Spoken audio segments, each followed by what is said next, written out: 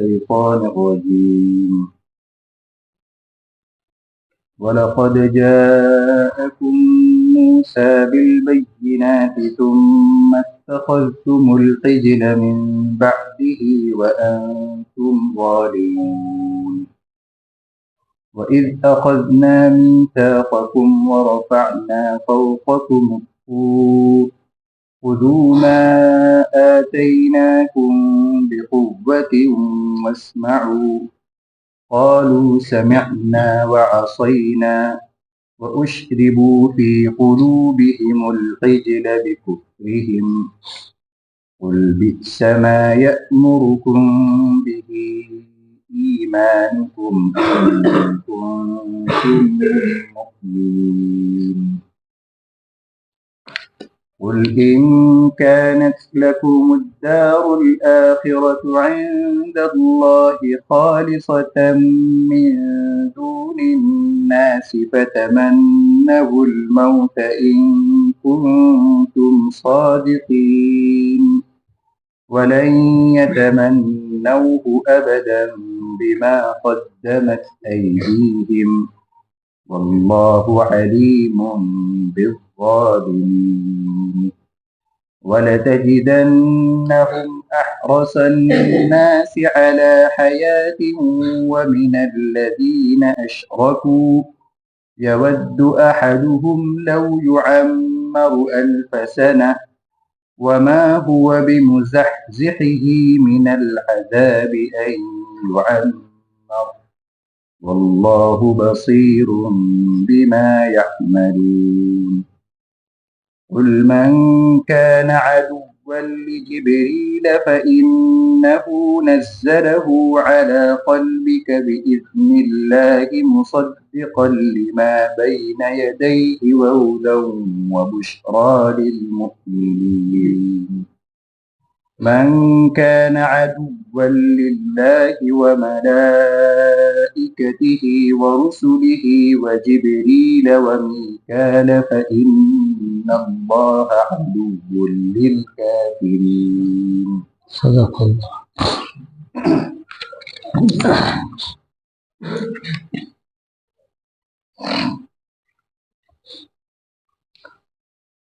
بسم الله الرحمن الرحيم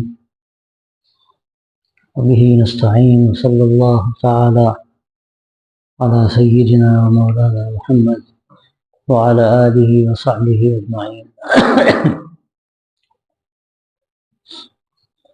یہ بات اوپر چل رہی تھی کہ یہودیوں کا یہ کہنا تھا کہ جو انبیاء علیہ السلام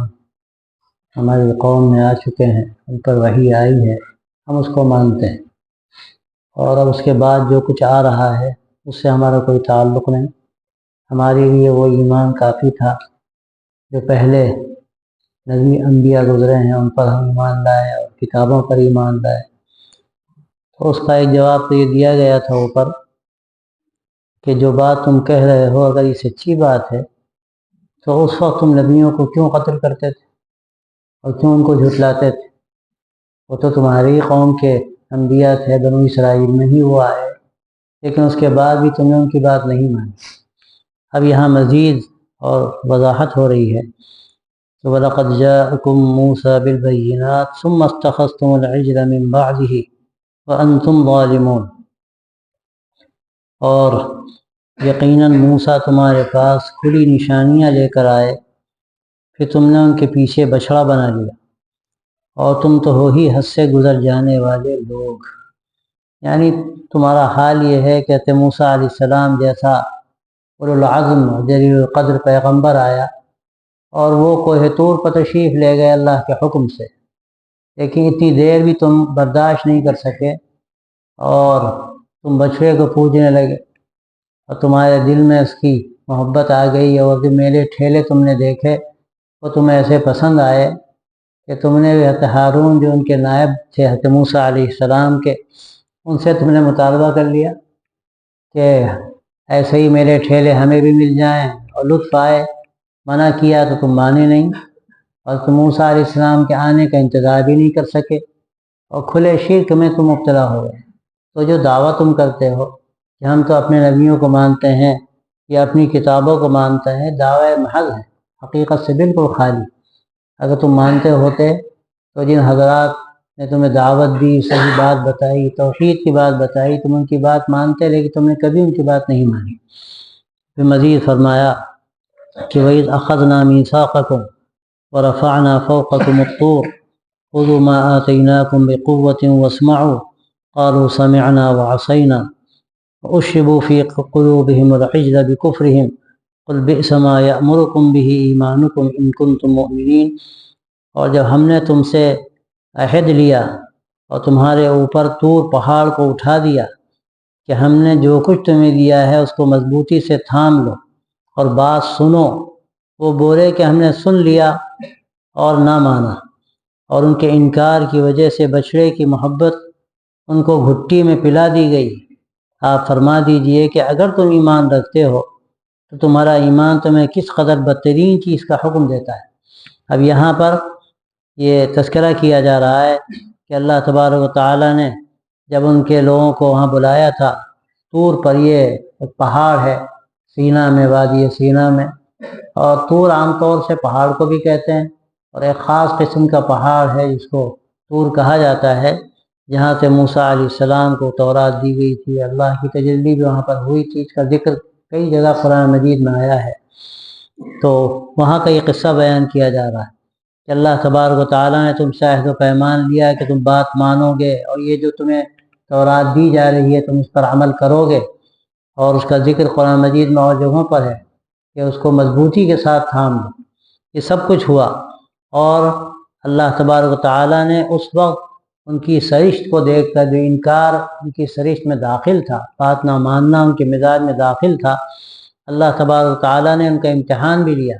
اور یہاں اس کا ذکر ہے وَرَفَعْنَا فَوْقَكُمُ الطُّورَ، کہ ہم نے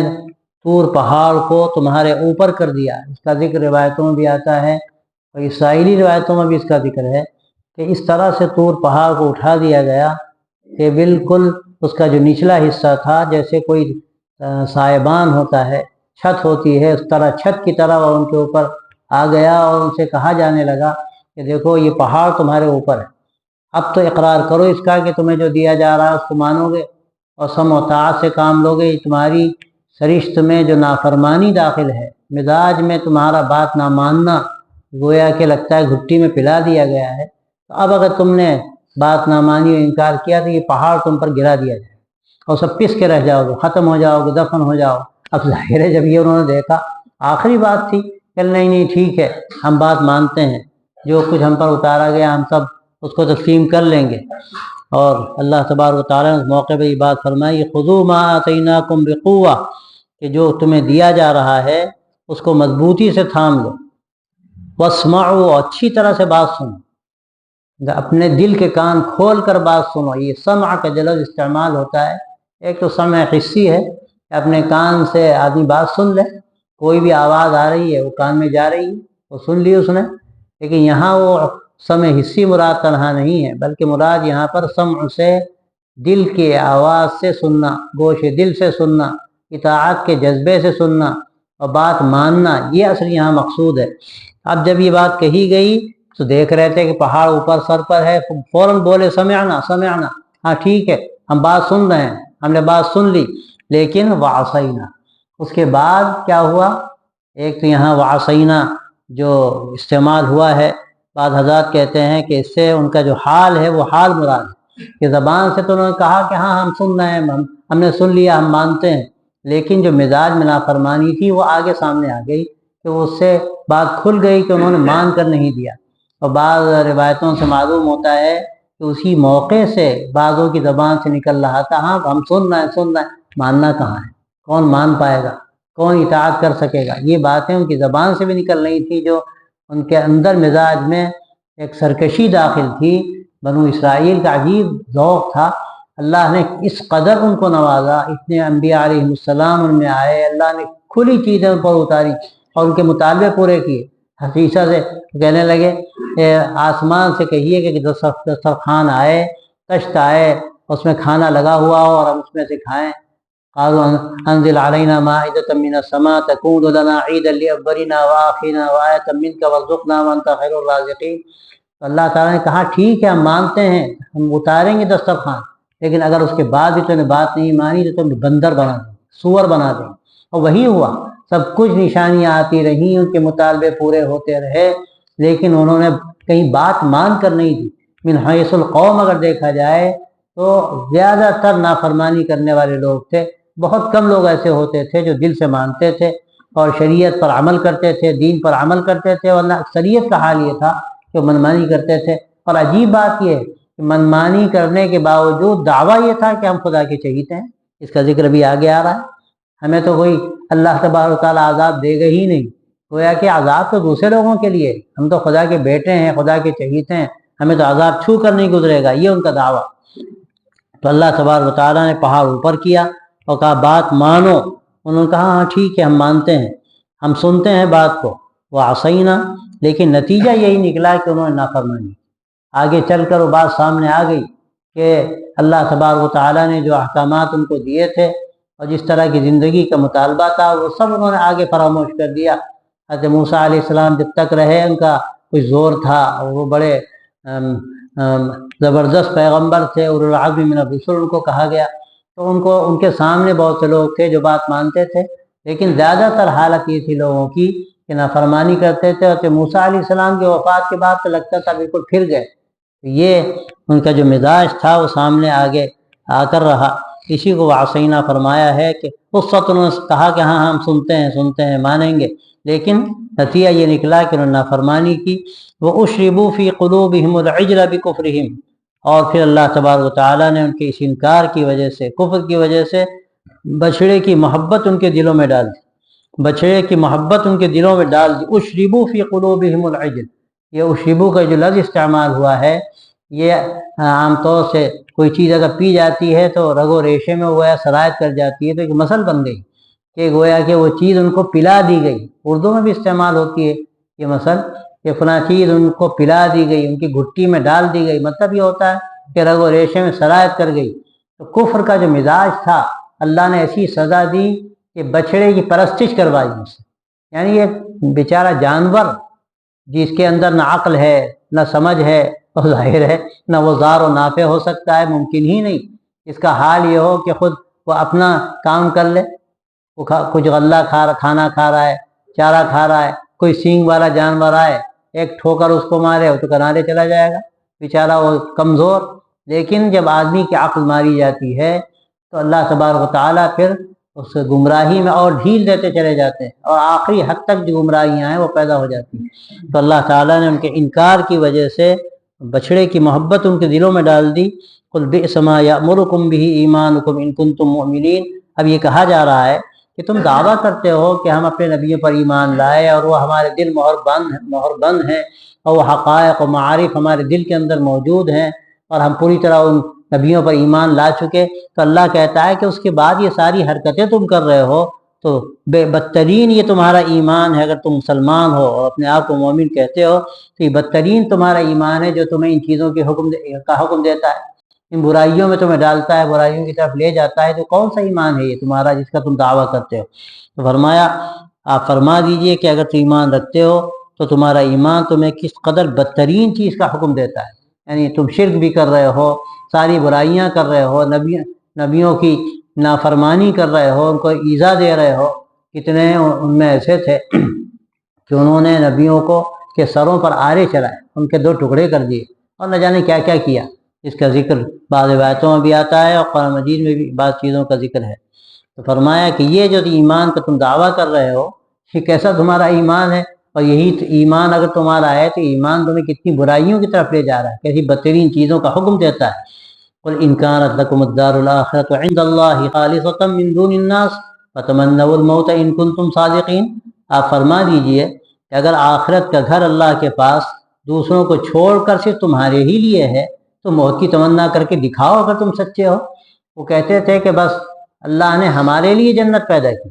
اور باقی جتنے ہیں سب ایسے ہی ہیں، غلام ہیں اور حقیر لوگ ہیں، ان کی تو باز پرس ہوگی، اللہ کے ان کی پکڑ ہوگی، لیکن ہم کو تو اللہ معاف کر دے گا، ہم تو نبیوں کے اولاد ہیں۔ بلکہ یہاں تک آگے بڑھ کے کہتے تھے ہم تو خدا کے چہیتے ہیں اور خدا کے بیٹے ہیں، تو کیا خدا اپنے بیٹوں کو عذاب دے گا؟ جہنم اللہ نے اپنے چہیتوں کے لیے تھوڑی بنائی ہے، جہنم تو اللہ نے اور لوگوں کے لیے بنائی، یہ دعویٰ ان کا تھا اور بار بار اس کا اظہار کرتے تھے، اور اس کی وجہ سے وہ برائیوں میں دھستے چلے جاتے تھے۔ اور ایسا ہوتا ہے جن قوموں میں کبھی کبھی یہ بڑائی کا احساس پیدا ہو جاتا ہے کہ ہمیں تو ہمارا کام تو چل جائے گا اور ہمارے نبی تو ہمیں بخشوا ہی دیں گے، ہم کفر بھی کر لیں، شرک بھی کر لیں، ساری برائیاں بھی کر لیں، لیکن وہاں مجال ہے جہنم کی جو ہمیں چھو کے دیکھیں۔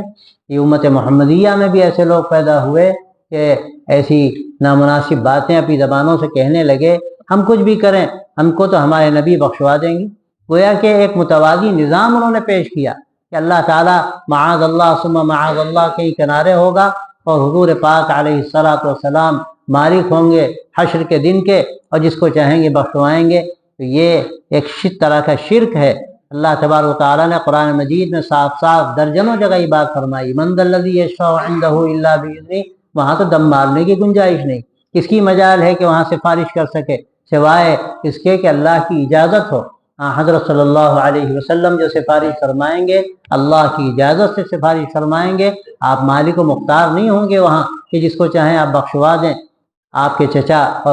اور آپ کے چہیتے چچا اسلام کے محسن ابو طالب کا حال کیا ہوا کہ اللہ نے ان کو توفیق دی کہ حضور اقدس صلی اللہ علیہ وسلم کی انہوں نے شروع سے پرورش بھی کی، ابتدائی اسلام میں انہوں نے آپ کی ایک طرح سے طرفداری بھی کی، اور آپ چاہتے تھے اور دل سے چاہتے تھے، اور ہر آدمی چاہتا اگر وہ ہوتا اس وقت اور ذرا بھی اس کو اللہ کے نبی سے محبت ہوتی کہ آپ کے چچا ہیں اسلام کے محسن ہیں، اللہ ان کو اسلام کی توفیق دے دے۔ آپ ان کے اخیر میں آپ نے فرمایا کہ چچا کلمہ پڑھ لیجئے، کلمہ لا الہ الا اللہ کہہ دیجئے، توحید کا اقرار کر لیجئے، باقی انشاءاللہ ہم آپ کی سفارش کریں گے۔ لیکن انہوں نے کہا کہ لوگ کیا کہیں گے کہ نیا دین اختیار کر لیا، اور یہ توفیق الہی کے بعد تھی، ان کو توفیق نہیں ملی، اللہ کو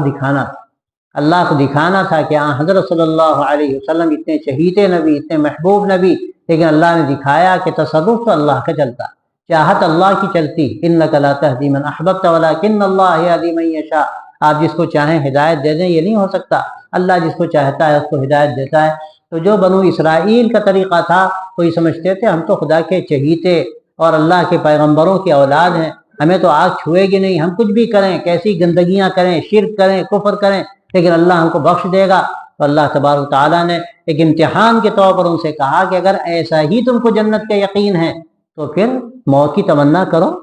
کہ دنیا میں تمہیں کیا ملا ہے، کہ دنیا میں تمہیں کتنی راحتیں اور کتنا عیش و عشرت حاصل ہے، تم تو یہاں جو رہتے ہو دنیا میں، اور ظاہر ہے کہ اس ترقی کی دنیا جس میں طرح طرح کے اسباب عیش موجود ہیں، اس وقت تو نہیں تھے، وہ مشقت کی ایک طرح کی زندگی ہوتی تھی۔ تو اللہ تعالیٰ اپنے نبی سے کہلوا رہا ہے کہ تم اگر ایسے ہی دعویٰ کرتے ہو کہ تمہارے لیے جنت بھوک ہے، پھر تم دنیا میں رہ کے کیا کرو گے؟ تم موت کی تمنا کرو اور وہاں کی جنتوں میں پہنچ جاؤ۔ اللہ تعالیٰ نے بطور امتحان کے اس وقت ان سے بات فرمائی، فَتَمَنَّوُا الْمَوْتَ إِن كُنتُمْ صَادِقِينَ، کہ اگر تم اپنی بات میں سچے ہو کہ جنت تمہارے لیے پکی ہے، جنت تمہارے لیے لکھ دی گئی ہے، اور آخرت کی ساری نعمتیں خالص تمہارے لیے ہیں، تو موت کی تمنا کرو تاکہ وہ نعمتیں تمہیں مل جائیں۔ تو یہ جو ان کا عقیدہ تھا کہ ہم خدا کے چہیتے ہیں اور آگ ہمیں چھوئے گی نہیں، یہ ایسا خطرناک عقیدہ ہے کہ آدمی کو انتہائی غلط رخ کی طرف لے جاتا ہے، اس لیے کہ جہنم کا عذاب، آخرت کی پکڑ ایسی چیز ہے، آخرت کی جواب دہی کا احساس ایسی چیز ہے جو آدمی کو صحیح رخ پر لے جاتا ہے۔ اگر آخرت کی جواب دہی کا احساس نہ ہو پھر آدمی جو چاہے کرے۔ اب جب ان کے اندر یہ تصور پیدا ہو گیا کہ ہم سے کچھ سوال نہیں ہوگا، ہم سے کچھ پوچھا نہیں جائے گا، ہم کچھ بھی کریں دنیا میں، ہم وہاں جائیں گے تو بخشائے ہوں گے، اللہ تعالیٰ جنت پہ بھیج دیں گے، تو ظاہر ہے کہ نتیجہ یہ تھا کہ آخری درجے کی غلاظتوں میں پڑے ہوئے تھے، سب کچھ کرتے تھے، اور پھر تصور یہ تھا کہ ہمیں تو بخش دیا جائے گا۔ یہ انتہائی خطرناک تصور ہے جو کہیں نہ کہیں اس امت میں ایسے لوگوں کے اندر پیدا ہوا ہے کہ جو یہ سمجھتے ہیں کہ ہم بس اللہ کے نبی کے امتی ہیں چونکہ، تو ہم کچھ بھی کریں اللہ تو ہماری بخشش کرنے پہ گویا کہ مجبور ہے۔ یہ مشرکانہ عقیدہ ہے، اللہ مجبور نہیں ہے۔ اللہ تبارک و تعالیٰ جو کفر و شرک کرنے والے ہیں ان کو جو سزا دے گا وہ دے گا، اور جس کو چاہے گا گناہ کرنے والوں میں ان کو معاف کرے گا، لیکن جو بڑے بڑے گناہ کرنے والے ہیں ان کے لیے شرط لگائی گئی کہ توبہ کر کے اللہ کی بارگاہ میں حاضر ہوں گے، اللہ ان کو معاف کرے گا۔ یہ وہ نہیں ہے کسی کی کا ٹھیکہ ہو یا جیسے کسی کی رشتہ داری ہوتی ہے کہ آدمی مجبور ہوتا ہے کہ بھئی فلاں بیٹا ہے، فلاں فلانا ہے، ہمیں اس کا خیال رکھنا ہے۔ اللہ کا کوئی رشتہ دار نہیں، اللہ سے کسی کوئی رشتہ داری نہیں، کوئی ٹھیکہ نہیں کسی کا۔ اور صاف صاف اللہ تبارک و تعالیٰ نے قرآن مجید میں بات فرمائی ہے کہ من یعمل سوءا یجز بہ لیس بامانیکم ولا امانی اہل الکتاب من یعمل سوءا یجز بہ، نہ تمہاری تمناؤں سے کچھ ہوگا اور نہ اہل کتاب کی تمناؤں سے کچھ ہوا ہے، جو جیسا کرے گا اس کے مطابق اس کو بدلہ ملے گا۔ تو وہ جو تمنائیں باندھتے تھے، تصور رکھتے تھے کہ ہمیں بخشش ہماری ہو جائے گی، اللہ نے ان کو بھی دکھایا۔ اور اس امت سے بھی اللہ تبارک و تعالیٰ یہ فرما رہا ہے کہ دھوکے میں مت رہنا، جو جیسا کرے گا اس کے مطابق اس کو بدلہ ملے گا۔ تمناؤں سے کچھ نہیں ہوتا کہ ہم تو آخری نبی کے امتی ہیں اور ہم تو بخشے بخشائے ہیں، اور کیسے آگ ہمیں چھو سکتی ہے جبکہ آپ صلی اللہ علیہ وسلم ہمیں بخشوا ہی دیں گے۔ یہ تصور خالص غیر اسلامی تصور ہے، اور یہ یہودیوں کا تصور ہے۔ یہودیوں کے اندر یہ مزاج تھا، یہ بات ان کے اندر داخل تھی کہ ہمیں آگ چھو ہی نہیں سکتی۔ تو اللہ نے کہا کہ موت کی تمنا کرو اگر سچے ہو، وَلَن يَتَمَنَّوْهُ أَبَدًا بِمَا قَدَّمَتْ أَيْدِيهِمْ وَاللَّهُ عَلِيمٌ بِالظَّالِمِينَ۔ کہ اللہ فرماتا ہے کہ وہ تو اپنے کرتوتوں کی بنا پر کبھی بھی اس کی تمنا کر ہی نہیں سکتے، اور اللہ تبارک و تعالیٰ نا انصافوں کو خوب جانتا ہے۔ یعنی اللہ تعالیٰ خوب جانتا تاکہ یہ اپنی حرکتوں کو سمجھتے ہیں، یہ صرف دعوے ہیں، زبان سے بات کہہ رہے ہیں، اور خوب سمجھتے ہیں کہ نہ جانے بعد میں کیا ہوگا۔ تو اب یہ جب کہا جا رہا ہے کہ تمنا کرو موت کی، تو یہ موت کی تمنا نہیں کر سکتے۔ اور بعض روایتوں میں آتا ہے کہ یہ حکم تھا اللہ کا،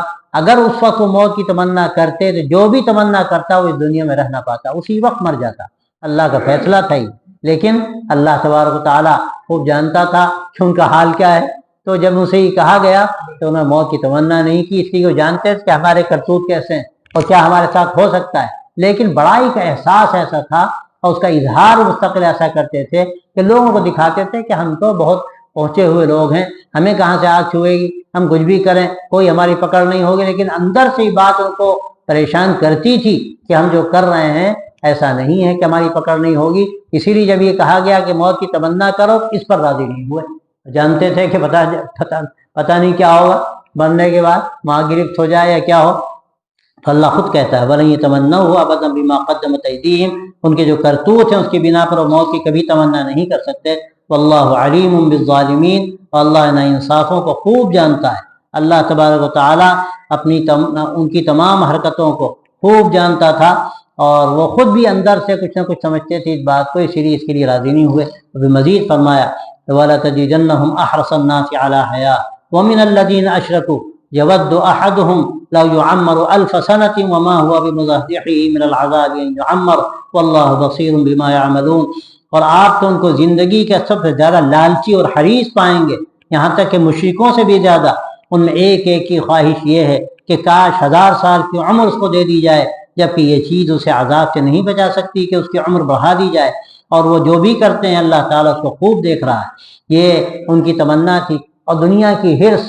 اور مادیت کا مزاج یہ اس قوم کی سرشت میں ان کے اندر داخل تھا کہ آخرت کا تصور اپنی جگہ، لیکن وہ سب چیزیں پیچھے تھیں۔ صرف یہ ایک دعویٰ تھا کہ ہم تو بخشے بخشائے ہیں، اور دنیا کی محبت کے ایسے اس کے دنیا کے فریفتہ تھے، محبت ان کی گھٹی میں پڑی ہوئی تھی کہ وہ سمجھتے تھے جتنی دنیا مل جائے اور جتنے دن کی بھی زندگی مل جائے اتنا ہی اچھا ہے۔ یعنی تمنا یہ تھی کہ 1000 سال کی عمر مل جائے تاکہ یہاں کی عیش و عشرت میں جتنا بھی وقت گزر سکے بہتر ہے۔ گویا کہ آخرت کا جو یقین تھا، تصور تھا، گویا کہ ایک حد تک، بڑی حد تک اس سے وہ خالی تھے، اور دنیا ہی کے اس میں چکروں میں پڑے ہوئے تھے۔ تو ان کی یہ تمنا ہوتی تھی کہ 1000 سال کی عمر مل جائے، اور یہاں تک کہا گیا کہ ان کا تو حال یہ ہے کہ مشرکوں سے بھی زیادہ ان کو اس کی تمنا ہے کہ ان کو عمر مل جائے۔ حالانکہ مشرکوں کا حال کیا ہے، وہ اسی دنیا کو سب کچھ سمجھتے ہیں، ایک عام بات ہے، اور وہ تو اس بات کا دعویٰ کر رہے ہیں کہ ہمارے لیے آخرت ہے، ہماری جنتیں ہیں اور باغات ہیں، ہمیں تو کوئی عذاب ہوگا نہیں۔ تو جب یہ تصور ان کا تھا تو وہ تو اور زیادہ ان کو چاہیے تھا کہ دنیا سے الگ ہوتے، آخرت کا شوق پیدا ہوتا، اور یہ بات جو کہی جا رہی ہے کہ موت کی تمنا کرو، اس کی تمنا کرتے۔ لیکن یہ ساری باتیں صرف خام خیالی ہیں، اندر سے بھی اس بات کو جانتے ہیں کہ ہمارے کرتوت تو ایسے ہی ہیں کہ ہمارے ساتھ وہاں نہ جانے کیا سلوک ہوگا۔ تو دنیا ہی میں رہنا چاہتے ہیں، دنیا ہی کو سب کچھ سمجھتے ہیں۔ یہاں جو بھی اللہ تعالیٰ نے دنیا کی نعمتیں رکھی ہیں، انہی دنیا کی نعمتوں کی حد تک ان کی زندگی ہے، اور اسی کو سمجھتے ہیں کہ جب تک یہ طول اس میں ہوتا چلا جائے، لمبی عمر ہوتی چلی جائے، ہم اسی میں مست رہیں۔ تو اللہ تبارک و تعالیٰ نے صاف یہ بات یہاں فرما دی، یود احدہم لو یعمر الف سنہ، ان میں بعض چاہتے ہیں کہ 1000 سال کی عمر ہو جائے، لیکن اللہ کہتا ہے وما هو بمزحزحہ من العذاب ان یعمر، اس سے کیا ہوتا ہے؟ مرنا تو ہے، جب مر کے جائیں گے تو کیا عذاب سے بچ جائیں گے؟ 1000 سال کی کیا 10,000 سال کی تمنا کریں، لیکن 10,000 سال کے بعد بھی مریں گے تو اسی عذاب کا سامنا کو کرنا پڑے گا، تو عذاب سے تو بچ نہیں سکتے۔ واللہ بصیر بما یعملون، اللہ تبارک و تعالیٰ وہ جو کچھ بھی کر رہے ہیں اس سے خوب واقف ہے، اللہ خوب جانتا ہے کہ جو کچھ ان کی تمنائیں ہیں اور جو کچھ ان کے کرتوت ہیں، دونوں میں کتنا بڑا فرق ہے۔ تمنا ہے جنت کی اور اپنے آپ اس کا مستحق سمجھتے ہیں، اور کرتوت ایسے ہیں کہ وہ خالص جہنم کے مستحق ہیں، اور لاکھ ان کی طویل عمر ہو جائے لیکن کبھی بھی وہ جہنم سے اپنے آپ کو بچا نہیں سکتے۔ قل من كان عدوا لجبريل فإنه نزله على قلبك بإذن الله مصدقا لما بين يديه وهدى وبشرى للمؤمنين، فرمایا کہ جو کوئی جبرائیل کا دشمن ہوتا ہے، جو کوئی جبرائیل کا دشمن ہو تو ہوا کرے، انہوں نے تو اللہ کے حکم سے اس کو آپ کے قلب پر اتارا، یعنی یہ کلام اللہ تبارک و تعالیٰ کا جو اتارا گیا ہے، یا آپ صلی اللہ علیہ وسلم کے قلب اطہر پر اترا ہے، جبرائیل علیہ السلام اس کو لے کر آئے ہیں اور اللہ کے حکم سے ایسا ہوا ہے۔ ایسا نہیں ہے کہ اللہ نے جبرائیل کو دے دیا اور پھر جس طرح انہوں نے چاہا کیا، اللہ نے جس طرح چاہا اس طرح انہوں نے آپ کے قلب اطہر پر اس کو اتارا اور آپ کو بتایا، آ کر پڑھ کر سنایا، تو یہ جو کچھ بھی ہوا یہ اللہ کے حکم سے ہوا۔ اور جبرائیل علیہ السلام ایک مقرب ترین فرشتوں میں ہیں، اور ان کے بارے میں یہ بات کہی جاتی ہے کہ ہمیشہ انبیاء علیہ السلام پر وحی لانے کا کام ان کے ذمے تھا۔ لیکن عجیب بات ہے، یہ یہودیوں کا اپنا خیال یہ تھا کہ جبرائیل جو ہیں یہ اصلاً وحی لانے کا کام ان کے ذمے نہیں، بلکہ وحی کا لانے کا کام میکائیل کے ذمے تھا، اور یہ جبرائیل کا نام کیوں یہاں بار بار آ رہا ہے؟ اور ایک عجیب ان کا تصور تھا کہ جبرائیل جو ہیں یہ تو ہمارے بڑوں کو ہمیشہ ستاتے رہیں، ان کو مارتے رہیں، تو جب آپ صلی اللہ علیہ وسلم نے جبرائیل کا نام لیا تو بولے کہ جبرائیل کا نام آپ کیوں لیتے ہیں؟ تو اللہ تبارک و تعالیٰ نے یہاں اس کے بارے میں فرمایا کہ کوئی اگر جبرائیل کا دشمن ہے تو ہوا کرے، یعنی جبرائیل کے بارے میں اگر تم یہ تصور کر رہے ہو کہ انہوں نے ان کے بڑوں کو مارا، تو فرشتوں نے تو جو بھی اللہ کے دشمن ہیں وہ ان کے دشمن ہیں، فرشتے تو اللہ کے ہیں، اللہ کی بندگی میں لگے ہیں، آخری درجے کی اطاعت شعار ہیں، معصیت کا کوئی ان میں گزر ہی نہیں، اس کی صلاحیت ہی ان کے اندر نہیں، تو فرما بردار ہیں، تو اللہ جو چاہتا ہے وہ ان سے کراتا ہے۔ تو جبرائیل علیہ السلام کو تو وحی کے ساتھ ہمیشہ بھیجا گیا، نبیوں کے پاس وہی اللہ تعالیٰ نے ان کو وحی دے کر بھیجا۔ تو جو جبرائیل کا دشمن ہو تو آپ کے قلب اطہر پر اللہ کے حکم سے وحی لے کر آئے، اور وحی بھی کیا ہے؟ اب اس میں کئی باتیں کہی گئی، مصدقا لما بین یدیہ، ایک بات تو یہ کہ پہلے جو کتابیں اتری ہیں ان کی تصدیق ہے، اس میں کوئی الگ نہیں ہے، یعنی جو پہلے وحی آ چکی ہے اس میں جو دعوت توحید ہے، جو بنیاد ہے اسلام کی، وہی دعوت توحید آج کی اس وحی میں بھی ہے، جو آخری وحی ہے، اللہ کا آخری کلام ہے، اس میں بھی توحید کی دعوت۔ اور پھر دوسری بات یہ ہے کہ پہلے وحی میں جو پہلے اللہ کے کلام اتر چکے انبیاء پر، اس میں اور تمام ان کتابوں میں یہ بات کہی گئی کہ آخری نبی آنے والا ہے، تو یہ اب آخری نبی جو آیا اور اس کتاب اس پر جو اتری، یہ گویا اس بات کی تصدیق ہے جو پہلے بیان کی جا چکی، اس کلام کی بھی تصدیق ہے، اور اس میں جو پیغام تھا اس پیغام کی بھی تصدیق ہے، اور اس میں جو ایک پیشین گوئی تھی، جو بات بتائی گئی تھی پہلے ہی کہ آخری نبی آنے والا ہے، اس کی بھی تصدیق ہے۔ تو یہ کوئی الگ سے بات تو ہے نہیں کہ تم کہتے ہو کہ ہمارے پاس پرانی چیزیں موجود ہیں، ہم اس پر عمل کرتے ہیں، تو جو پرانی چیزیں تھیں وہ اس سے کوئی الگ نہیں ہے۔ آج جو پیغام تمہیں توحید کا دیا جا رہا ہے وہی پیغام تمہیں توحید کا پہلے دیا گیا، تمہیں وہی اللہ تبارک و تعالیٰ کے احکامات بتائے گئے۔ ہاں یہ ہو سکتا ہے کہ احکامات میں کچھ فرق ہو، لیکن عقیدہ وہی تھا جو پہلے کتابوں میں، وہی آج بھی عقیدہ تمہیں توحید کا بتایا جا رہا ہے۔ اس میں پیشین گوئی تھی، اسی پیشین گوئی کا ظہور اس وحی کے ذریعے سے ہو رہا ہے، اب اس کے بعد بھی تم انکار کرتے ہو۔ اور پھر مزید فرمایا وَهُدًى وَبُشْرَىٰ لِلْمُؤْمِنِينَ، کہ یہ کتاب ہدایت ہے، یہ کتاب ہدایت ہے اور بشارت ہے ایمان والوں کے لیے، ہدایت ہے سب کے لیے، جس کا ذکر دوسری جگہ ہدی للناس کے طور پر کہا گیا۔ اللہ نے اس کتاب کے اندر تمام انسانوں کے لیے ہدایت کا سامان رکھا ہے، لیکن جو اس سے فائدہ اٹھائے اور جو اس ہدایت کو قبول کرے اور اس کتاب کو سچے دل سے مانے اور اس پر عمل کرے، تو حقیقت میں وہ اس کے لیے ہدایت ہے، جس کو ہدی للمتقین کہا گیا۔ یہ ہدایت ہے تقوی والوں کے لیے، عملی طور پر وہ اس سے ہدایت حاصل کرتے ہیں، اس سے فائدہ اٹھاتے ہیں، لیکن حقیقت میں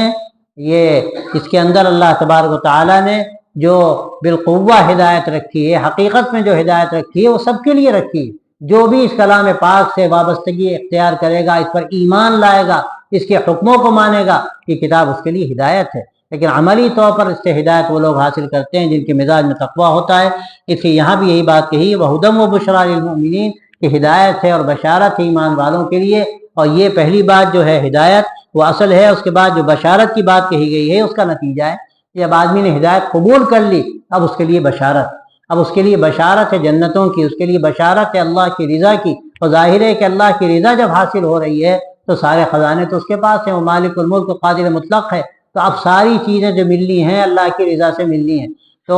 जब हिदायत मिल गई और इस किताब से फ़ायदा उठाया गया और जो बात इसमें कही गई उस बात को मान लिया गया, वो अक़ीदा दिल में उतर गया, अब उसके बाद बशारत है अल्लाह तबारक व तआला की तरफ से। लेकिन जाहिर है कि उन्हीं लोगों के लिए है जो उसको मानते हैं और उस पर ईमान रखते हैं।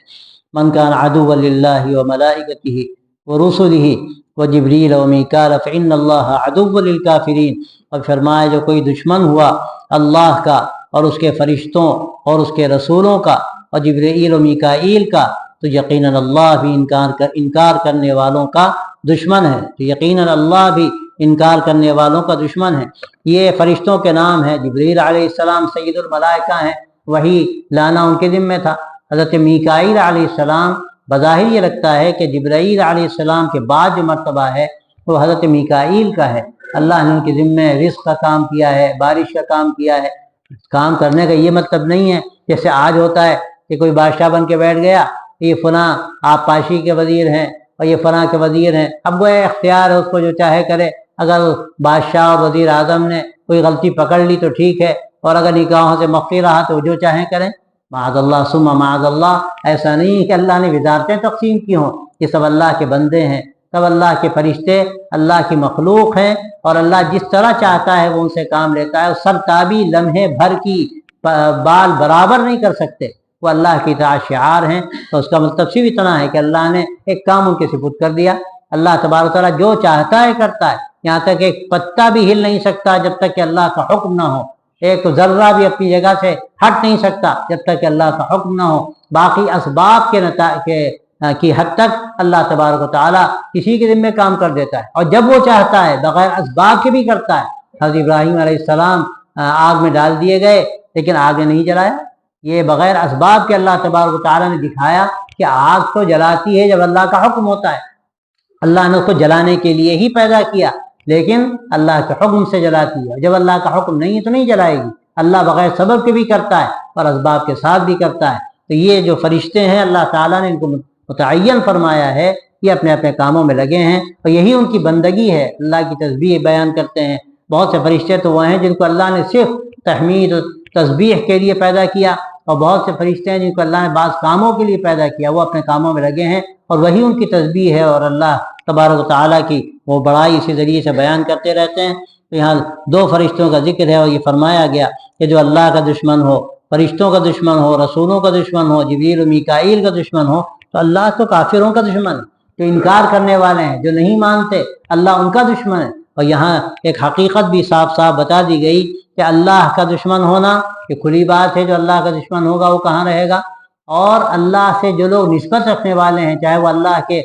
फरिश्ते हों या वो अल्लाह तबारक व तआला के पैगंबर हों या और उससे निस्बत रखने वाले दूसरी चीज़ें हों, इन सब के बारे में ये समझना चाहिए कि अगर उनसे कोई दुश्मनी मोल लेता है और उनको कोई गलत समझता है, उन पर कोई तनकीद करता है, तो गोया कि अल्लाह तबारक व तआला उससे निपट लेगा। मन आदा ली वलियन फ़क़द आज़नतुहु बिल हर्ब, एक हदीस में आता है, तो मेरे किसी वली से दुश्मनी करता है, मेरा उससे ऐलान जंग है। तो ये जो बात यहाँ कही गई है उसी गोया कि वो तशरीह है। जाहिर है कि फरिश्ते बुलंद मकाम रखते हैं और उससे ज़्यादा बुलंद मकाम अल्लाह के पैगम्बर रखते हैं, और फिर अल्लाह की किताबें हैं, और फिर अल्लाह के ख़ास बंदे भी हैं, औलिया अल्लाह भी इसमें शामिल हैं। अला इन्ना औलिया अल्लाह ला खौफुन अलैहिम वला हुम यहज़नून कहा गया कुरान मजीद में। इनकी निस्बत भी चूँकि अल्लाह से है, अब अगर उनको भी कोई अजियत पहुँचाता है और उन पर बेज़रूरत तनकीद करता है तो अल्लाह तबारक व तआला उससे भी निपट लेते हैं। इसलिए ये बात कही जाती है कि बड़ों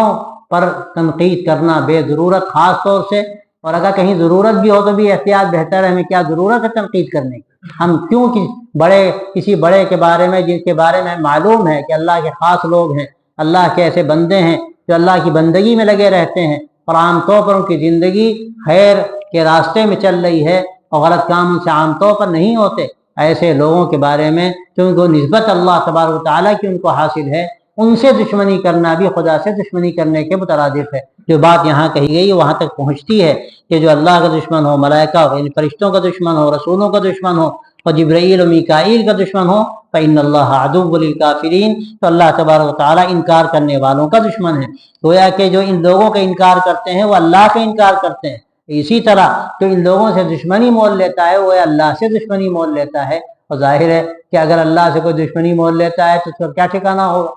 اس کا کہاں ٹھکانہ ہوگا اور کہاں اس کو کامیابی حاصل ہو سکتی ہے۔ تو اس لیے اپنی زندگی پر بھی غور کرنے کی ضرورت ہے کہ کہیں ہمارے اندر ایسی بات پیدا نہ ہو کہ ہم اللہ سے نسبت رکھنے والوں سے خدا نخواستہ دشمنی کریں یا ان کو تکلیف دیں، تو یہ چیز ایسی ہے کہ اللہ تبارک و تعالیٰ پہ اس سے ناراض ہوتا ہے، اور اللہ تبارک و تعالیٰ کی جو پکڑ ہے وہ پکڑ بڑی سخت ہے، اس لیے ہمیشہ اس سے بچنے کی ضرورت ہے۔ وآخر دعوانا الحمد